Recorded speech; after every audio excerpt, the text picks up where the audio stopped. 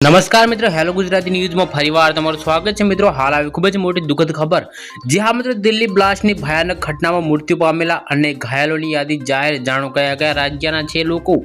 જી હા મિત્રો, તમને સંપૂર્ણ માહિતી આપી દઈએ તો વિડીયોમાં અંત સુધી બન્યા રહેજો મિત્રો। રાજધાની દિલ્હીમાં સોમવારે 10 નવેમ્બર સાંજે એકવાર ફરી ચકચાર મચી ગઈ છે।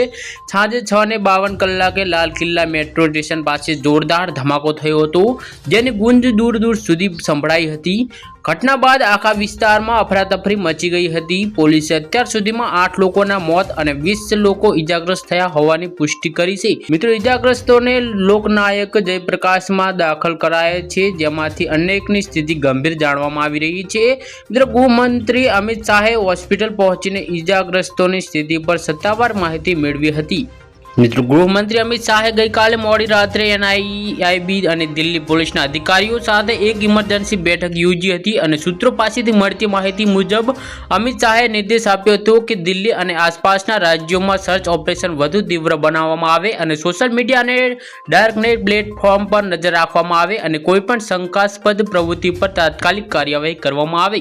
જો મિત્રો તમે અમારી ચેનલ પર નવા હોય તો વિડીયો લાઇક કરી, શેર કરી, ચેનલને સબસ્ક્રાઇબ કરી દેજો। ધન્યવાદ।